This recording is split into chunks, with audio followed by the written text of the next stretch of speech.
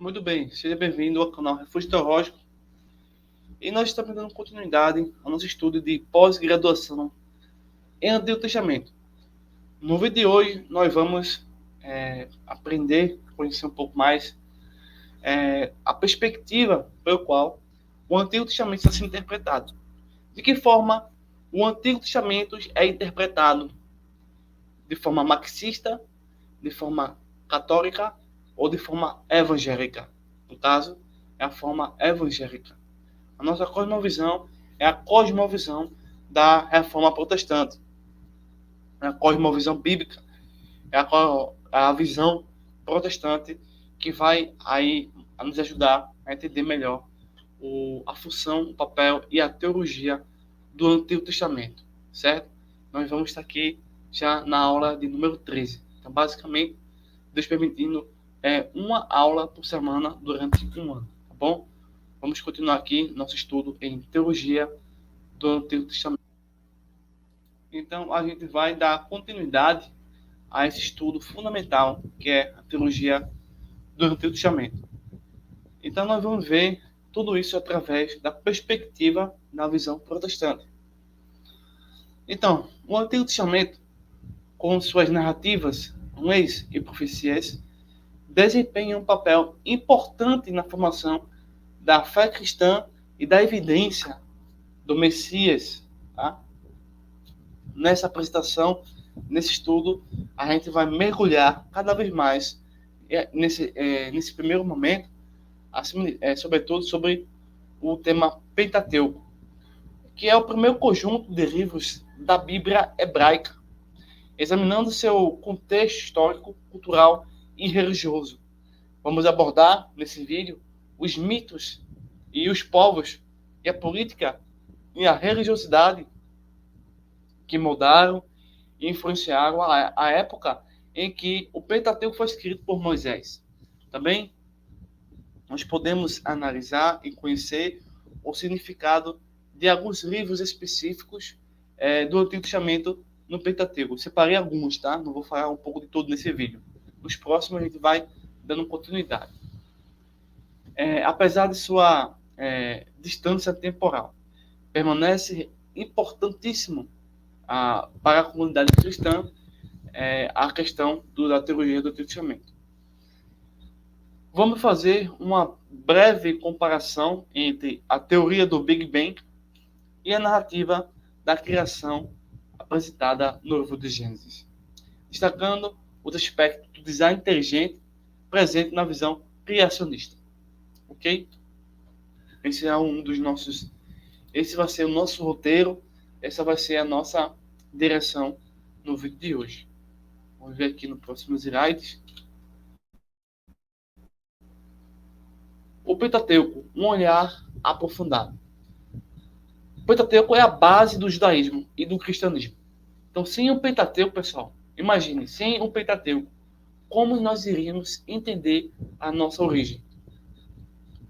Como entender realmente? Iríamos acreditar no ateísmo e na sua teoria da evolução? O que seria da fé cristã? O que seria do povo de Deus sem o Pentateuco? Uma coisa para você refletir. Bem, o Pentateuco, também conhecido como Torá, é a base fundamental tanto do judaísmo quanto do cristianismo. Os 5 livros de Moisés, que é Gênesis, Êxodo, Levítico, Números e Deuteronômio, formam o alicerce da fé e da moralidade dessas religiões. Né? Uma breve história, uma história de Deus com a humanidade. Então, o Pentateuco não somente é a base do judaísmo e do cristianismo, mas o Pentateuco é uma história de Deus com a humanidade. Então, o Pentateuco narra a história da relação de Deus com a humanidade, desde a criação do mundo até a entrada dos israelitas na Terra Prometida. Através de narrativas complexas, leis e mandamentos, ele revela a natureza de Deus, os nomes divinos, sua justiça, as promessas messiânicas e seu amor para com o seu povo. O Pentateuco também é um texto diverso e inteligente. Os 5 livros do Pentateuco, embora escritos em diferentes períodos, são interligados e complementares e se complementam. Cada livro aborda um aspecto específico da história e da relação entre Deus e o homem, contribuindo para a construção de uma narrativa única e real. O Pentateuco é um legado para futuras gerações. Então, o Pentateuco, além de sua importância religiosa, também tem um valor histórico e literário considerável. Ele fornece informações valiosas sobre a cultura, as crenças e a vida social dos povos antigos, em especial os israelitas. Se você já viu um dos nossos vídeos sobre arqueologia, você vê a importância dos achados arqueológicos que confirmam e evidenciam as verdades do Antigo Testamento. Tá bom? Vamos ver aqui o próximo slide. Mito e realidade. No período em que Moisés vai escrever o Pentateuco, ou seja, na época em que Moisés escreveu, se tem uma cultura, se tem uma religiosidade egípcia, né? Vários deuses. Então, esse entendimento faz a gente perceber como as comunidades judeus, hebreus, tinham em relação ao mundo espiritual. Então, Moisés tem uma das tarefas de corrigir toda essa bagunça religiosa, toda essa Babilônia, né? E apresentar para o povo de Deus que estava sendo resgatado do Egito a verdadeira norma, a verdadeira fé, a verdadeira realidade sobre a humanidade, sobre Deus, sobre o homem, que não estava nos mitos, tá? Mitologia egípcia. A época de Moisés foi marcada pela influência da mitologia egípcia. Os israelitas, durante sua estadia no Egito, foram expostos aos diversos deuses e deusas do Egito. A crença na vida após a morte e os rituais religiosos complexos. Muitos desses elementos se infiltraram na cultura e na fé do povo hebreu. Ou seja, dentro da idolatria que o povo judeu, hebreu, estava praticando, dentro do culto aos falsos profetas que de vez ou outra aconteciam, eram resultados dessa negatividade da influência desse panteão de deuses e de crenças erradas sobre a vida após a morte e de rituais religiosos. Moisés tem um dever extremo, sério, por meio da misericórdia de Deus, de apresentar ao povo a correção disso tudo. Vida após a morte existe, ok, porém é dessa forma. Rituais cerimoniais, rituais religiosos existem, mas não é dessa forma, é dessa forma como a Bíblia explica, tá? E ele vai combatendo aos poucos, né, essa mentalidade egípcia que estava impregnado nos que estavam saindo aí da escravidão do Egito Antigo. Deuses politeístas e monoteístas. Nós sabemos que pela história houve e há um grande debate, e há algumas historiografias e vertentes historiográficas, né, falando muito sobre essas questões, mas veja o seguinte, a mitologia egípcia era politeísta, ou seja, tinha vários deuses e deusas que representavam as diferentes forças da natureza e o aspecto da vida humana, quase que nem os gregos, né?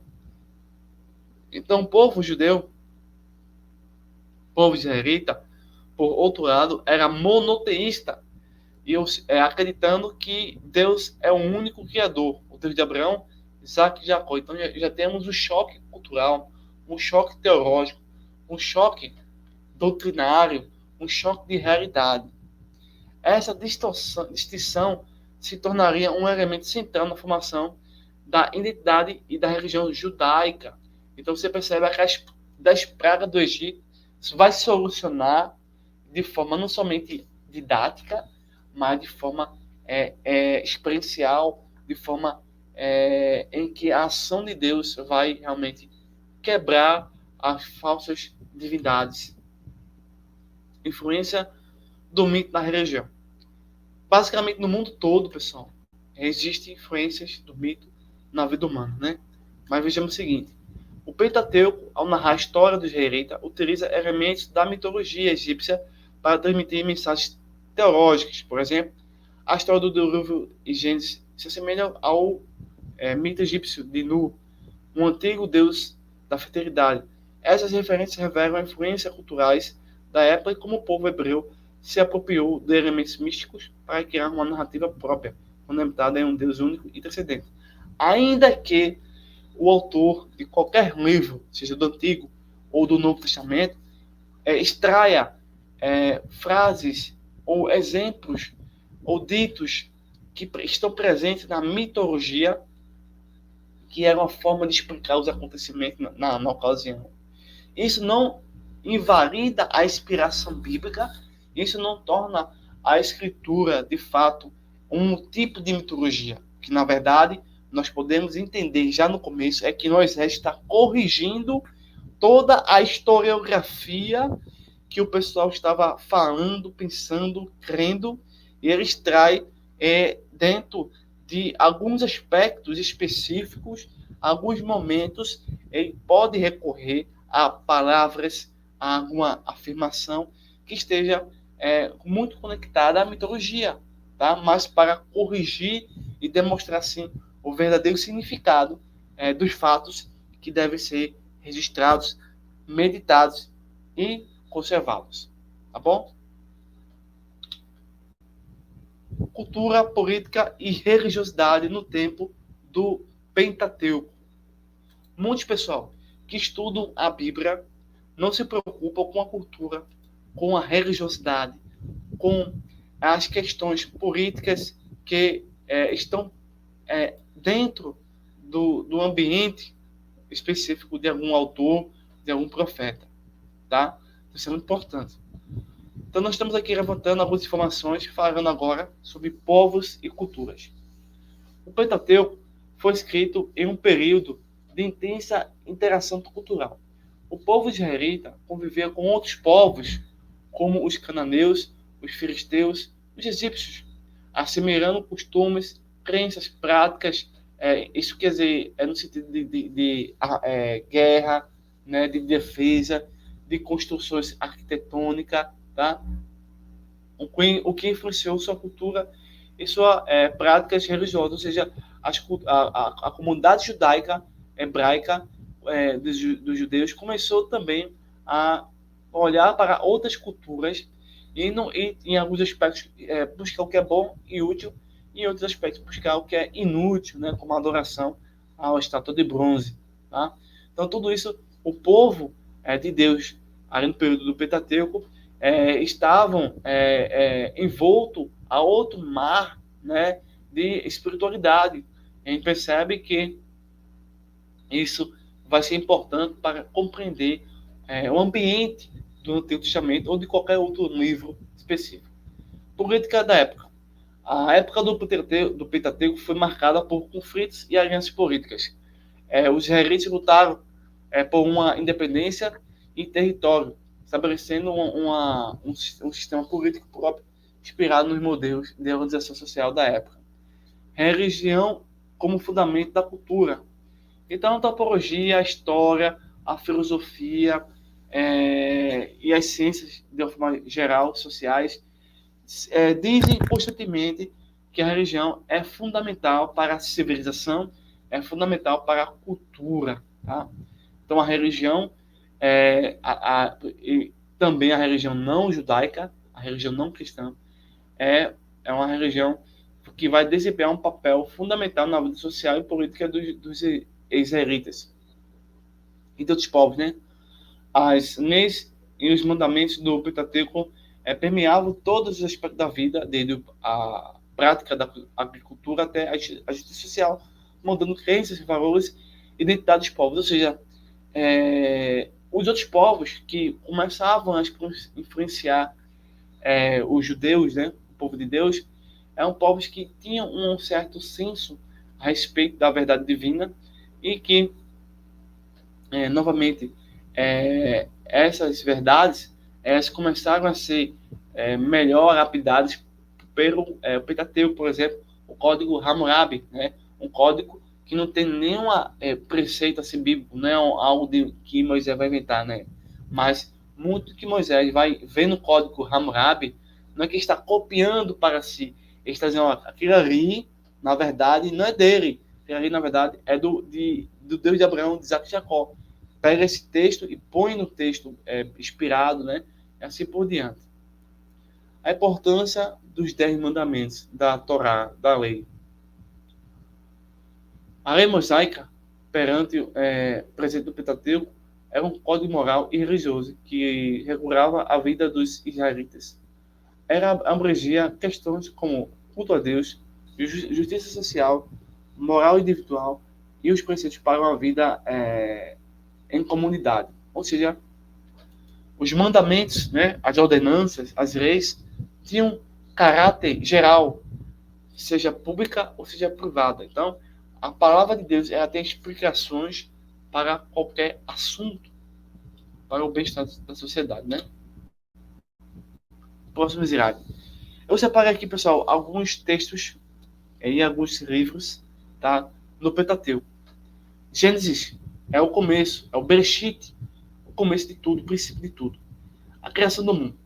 Gênesis narra a criação do mundo em 6 dias criado por Deus, culminando no 7º dia. A criação é descrita como um ato ordenado e intencional, onde Deus impõe ordem e beleza ao caos inicial. Essa narrativa define a cosmovisão hebraica, baseada na crença de um Deus criador e soberano. Após a criação, nós encontramos aqui a queda da humanidade. A história da queda de Adão e Eva no Jardim do Éden, através da desobediência aos mandamentos divinos, revela a fragilidade humana diante do pecado e as consequências da transgressão. O pecado entra no mundo, provocando a separação entre o homem e Deus, levando a dor, a morte e a necessidade de redenção. Posteriormente, nós encontramos no livro de Gênesis um outro tema muito forte e importante, que é o dilúvio e a nova aliança. A história do dilúvio, que é um fato, é um juízo divino sobre a humanidade pecaminosa, é um marco central do Gênesis. A Arca de Noé representa a promessa de Deus de salvar um remanescente da humanidade e estabelecer uma nova aliança baseada no amor e na misericórdia. O chamado de Abraão, pai da fé. A narrativa do chamado de Abraão é um ponto de vista de virada no Gênesis. Deus escolhe Abraão para ser o pai de uma grande nação e povo de Israel. Ele prometeu bênçãos em uma terra. Essa promessa se tornaria o eixo central da história do povo hebreu e da fé judaica.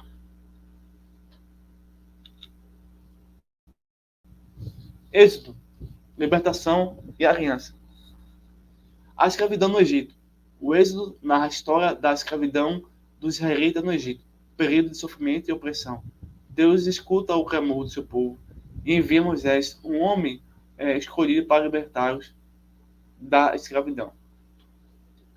2. As 10 pragas. Deus envia 10 pragas sobre o Egito para convencer Faraó a libertar os israelitas. Cada praga representa uma aflição específica, mostrando o poder e a justiça de Deus, que não aceita a opressão e a injustiça. 3. A Páscoa e a saída do Egito. A Páscoa é uma festa comemorativa da libertação dos israelitas do Egito. Deus ordena que os israelitas sacrifiquem um cordeiro e passem o sangue sobre os seus portais, de suas casas, como sinal de proteção contra o anjo da morte. Essa celebração se tornou um dos pilares da fé judaica. 4. A aliança do Sinai. No Monte Sinai, Deus revela a Moisés os 10 mandamentos. Estabelece uma aliança com o seu povo israelita, definido na regra para uma vida justa e uma comunhão com Deus. A aliança no Sinai é um marco central da fé judaica, estabelecendo um pacto entre Deus e seu povo. Levítico é um manual para o culto, ofertas e sacrifícios. Levítico descreve em detalhes os tipos de ofertas e sacrifícios que os israelitas deveriam apresentar a Deus. explicando os diferentes tipos de sacrifícios e sua finalidade, como expiação, gratidão e comunhão. Rito de purificação. O livro também contém instruções sobre os rituais de purificação essenciais para a santidade do povo e do templo. A purificação era um processo que envolvia rituais e sacrifícios, buscando restaurar a comunidade de Deus com Deus após a transgressão. Lei moral e cerimonial. O Levítico engloba leis morais e cerimoniais que regulam a vida do povo israelita. Essas leis abrangiam desde a prática agricultura até a conduta individual, visando a santidade do povo e a manutenção de uma nova vida em comunhão com Deus. Sacerdócio levítico. O livro destaca a importância do sacerdócio levítico, que tinha a responsabilidade de conduzir os rituais e as cerimônias religiosas, representando uma ponte entre Deus e o povo. Vamos já finalizando aqui, pessoal, esse estudo, né, que nós estamos aqui no canal trabalhando, curso de pós-graduação em Antigo Testamento, tá bom? Na visão protestante, aula número 13. Compartilha, se inscreva, deixe seu like, é muito importante para nós, a sua interação. Vejamos o seguinte, aqui eu vou falar sobre uma comparação, um contraste entre a visão do Big Bang e a criação, uma visão comparativa. Big Bang, a expansão do universo.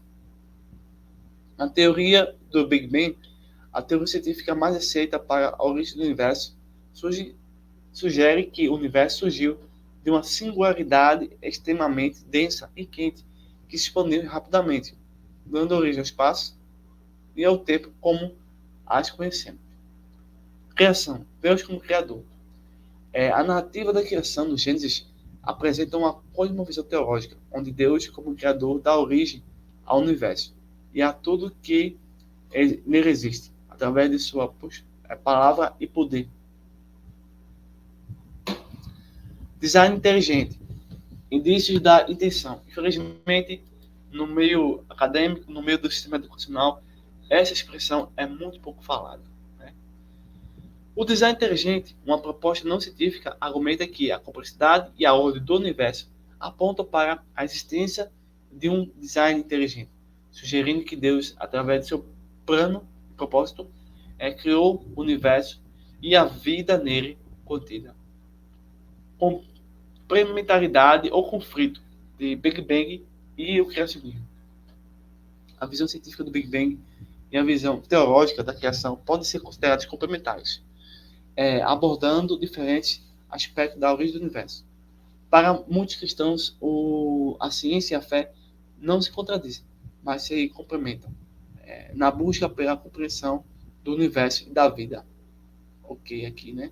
Então, nós terminamos esse vídeo, esse estudo sobre pós-graduação em Antigo Testamento, e já falando aqui sobre criação e Big Bang, né? Como conciliar, como entender, como perceber as contradições e as suas similaridades, tá bom? Forte abraço, até o próximo vídeo, bons estudos. E na dúvida, desejando estar em contato conosco, é só entrar em contato aqui pelo canal, pelo telefone, tá bom? Até mais, até breve.